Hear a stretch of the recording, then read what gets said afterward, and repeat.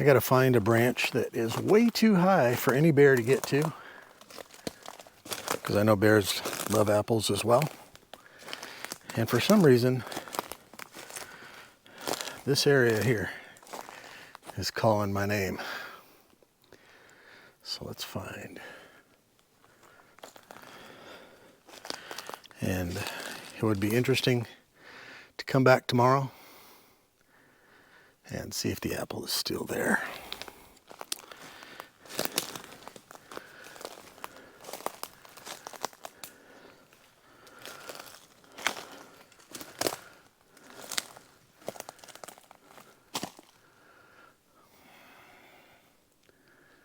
Let's see.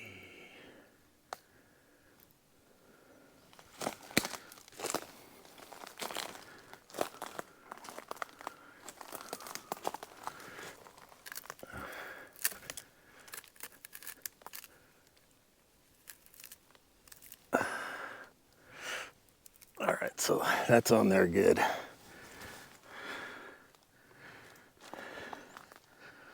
Whoop! Whoop! How you say apple in Sasquatchy or Sasquatchese. Just got to remember this spot. I think I probably will. There's a little bit of a dirt place to park. Well, let's see if that tree, if that apple is there tomorrow when I come back. It's way too high for a bear to get to.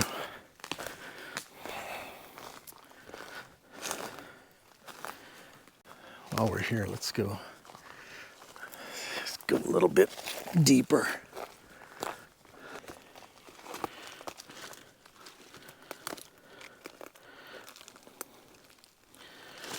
swear that looks like a heel right there. It's kind of softer ground, but looks like a heel went right in that little hole there.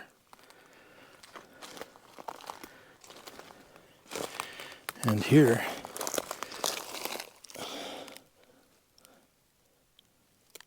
look at that, looks like toes.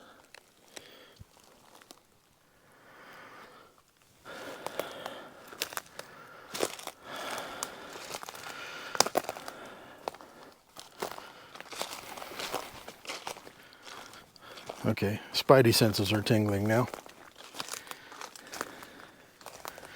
Wonder how that works. The hairs on the back of your neck stand up.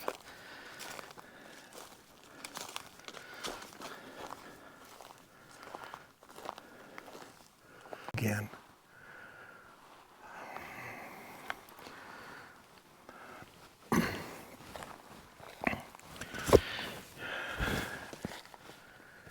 And the more you look around, I don't know what it is, but today, for some reason, I feel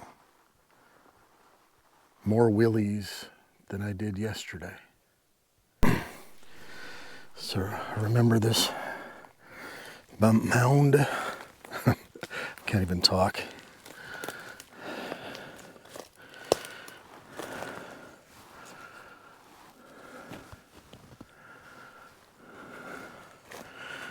I'm gonna explore a little bit more than yesterday, but I just gotta see.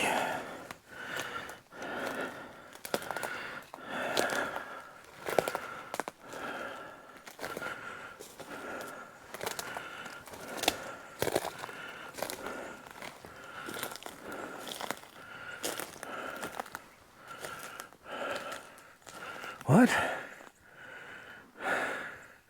My apples are gone. Oh my goodness.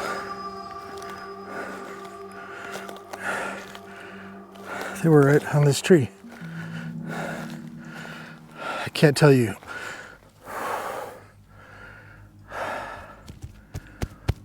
My breathing is just got accelerated. I think it's the fact that I realized something took the friggin' apples from this tree. Maybe it was a bear. They were way up there. Anything on the ground?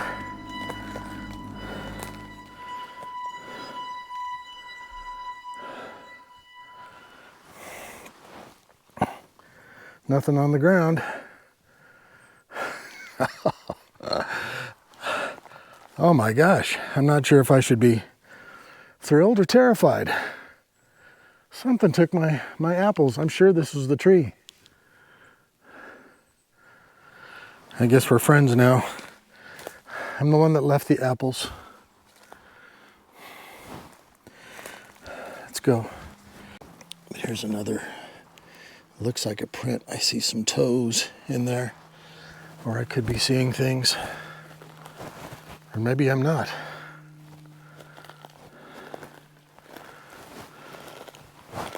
Another heavy, looks like what could be a heavy footstep.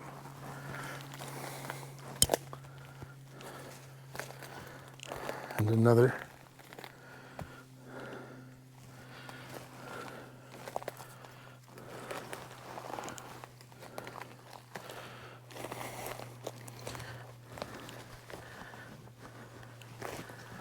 Gotta watch your step out here.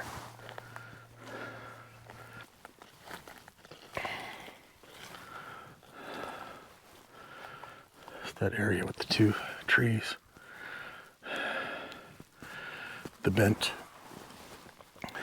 bent tree there in the middle.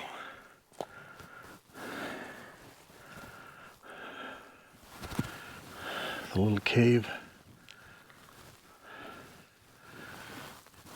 You know, I think since whatever that was took my apples, I don't want to mess anything up as far as my standing with whoever's out here. This is way too obvious where you have the two trees here, the two trees over there in almost the same configuration. And that bent tree, not broken, but bent over right there. And it's covered there, and there's a trench down in there. You know, whether you believe Sasquatch are shapeshifters or interdimensional, I'm coming back from this little trip with a new assurance that something is out here. Something intelligent.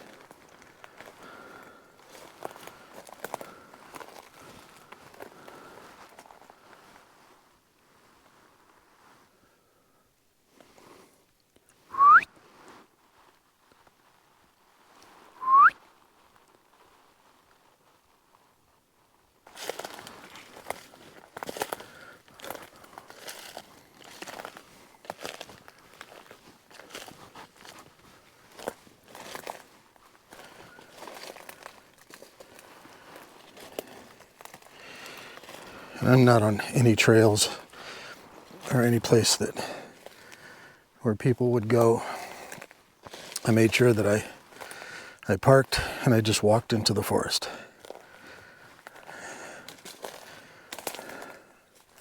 Because I don't believe you're going to find them anywhere where there regularly are people walking around.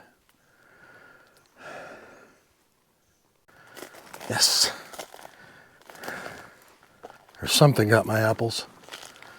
Well, we are at the Willow Creek China Flat Museum, Bigfoot collection. Let's go inside and see what this place is all about. These are some original casts taken from the Roger Patterson, Bob Gimlin film site in Bluff Creek in 1967. So these would be Patty's feet.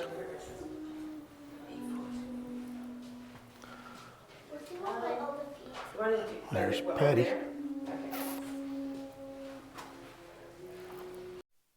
We are here at the Bigfoot Museum in Willow Creek, and we're here with Eric. Eric. Yeah. Well, nice to meet you, Eric. You too. And I was telling him a little bit about my experience out in the woods. You're going to see that in my episode. But yeah, what were you saying? Well, so April of 23, or it could have been 22, the snow was pretty low, and so there's two Bigfooters, Todd Sample and Doug Shea. They're kind of becoming more and more popular. They go out an awful lot. They're from the coast.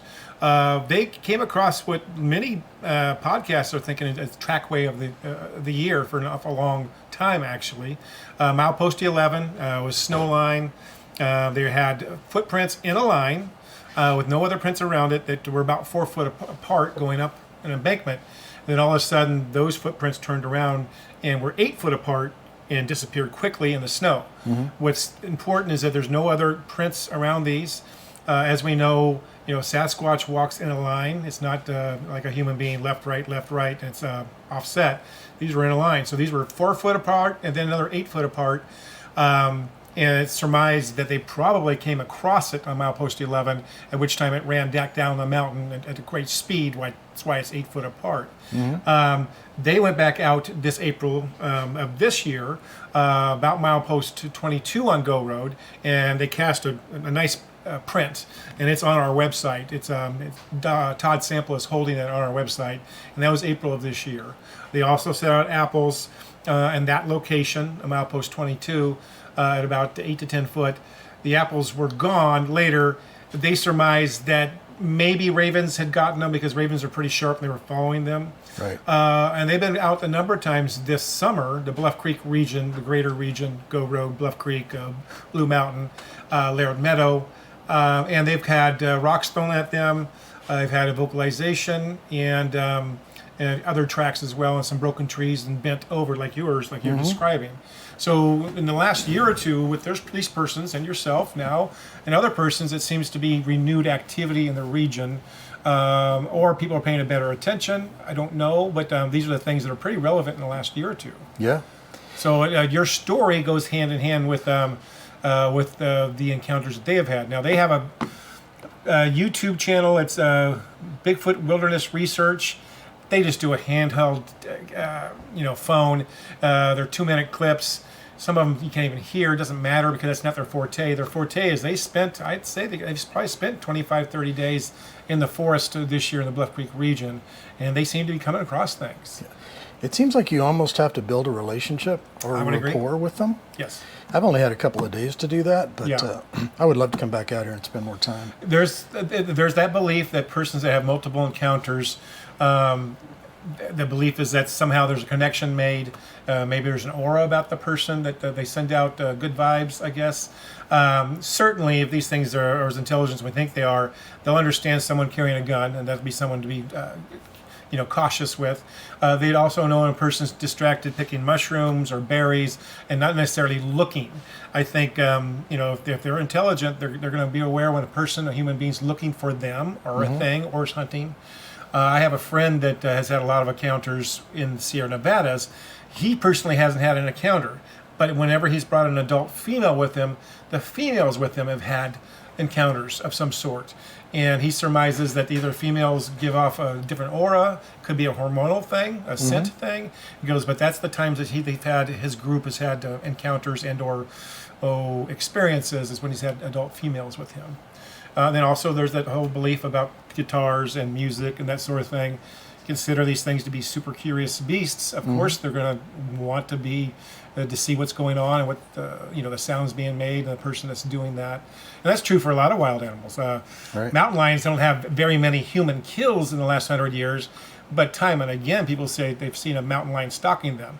I don't think it's stalking. I think they're just very curious. And the wild animals, if you feel something, there's something in the forest watching you. There's no question. It's funny how that works. Yes. I don't think that I've experienced that before, but yeah, it is true. You just feel like something. It's that extra sense. I've been telling some persons that are adept woods people or adept in whatever field they are, and I said, if your body's telling you something, that's your brain saying, stop, slow down. And that's that extra sense. Don't know what that is, but we all feel it at times. And usually it's in situations where we have enough comfortability for the situation to think, okay, something's different. And you may not acknowledge it, but your body's telling you. And I told my wilderness buddy here recently. He was saying, man, I just had the EWGBs, the same exact description. that you gave me earlier, and he was in the New River drainage. He was mining along the river itself, and he's a wilderness expert, and he's been in the wilderness for years and years and years. And I said, hey, bud, that's your body. You've been in that forest enough. Your body's telling you something, you know. And it's funny, yesterday when I was there, I felt it a little bit. Today when I got out of my car and I started walking into the forest, Yeah. it was thick with the heebie-jeebies. Yeah. It was almost like they were saying, here's that guy. Yeah. I have a Native American friend. He's actually been interviewed a few times. He was actually on an expedition Bigfoot, I think 3 episodes ago. He's Yurok. And he was saying that he's had one experience in his life when he was tending gillnet on his family salmon site. But he described a spot on the Bald Hills Road, Johnson Road, which is a famous road for sightings. He says, one time I came up this road, and off to my left I saw something jumping and acting strange, and I just barely saw it out of the side of my peripheral vision. And for all these years, my brain's been running through his head. I said, that's your body telling you, buddy. So I sent him a podcast Bobo Fay had made of 2 persons that had experiences on Johnson Road in Bald Hills, and the descriptions were almost exactly what he had seen off to the side, and he was dismissing it as bears. I said, there's your encounter. These people had just told you the same exact road you were at. And he texted me later, oh my gosh, this is the same exact spot, the same experience. This is amazing. I said, hey, you know, your body, your brain was telling you something. You just didn't acknowledge it. Yeah. So really, really interesting. I feel privileged. Yeah, yeah. Thanks for your time, Yeah, brother. you I bet. appreciate it. Yeah. We are in the town of Orleans, California. And this right here, they call the Go Road. And I see that it has 15N01 G-O Road. That's probably why they call it the Go Road. But this is one of a couple of different ways you can take to get up to the Patterson-Gimlin film site. It's about 24 miles away from here up the hill. Exciting. I took a different entrance, I believe it was Cedar Camp or something like that road, to get up to that area where I was, where I got the apples taken. But this whole area, man, I just can't tell you just how beautiful it is up here. So I'm going to drive a little bit more on this other way to get up there, see what I see. Huh. Interesting. Again, I don't know if this means anything. Look at this tree just flat out bent. Looks like it's bent from the base, going right over the road, maybe 8 feet across the road here. Does it mean something? Is this a warning? Is this a sign from Sasquatch not to pass? I don't know. Everybody needs a little time for nothing.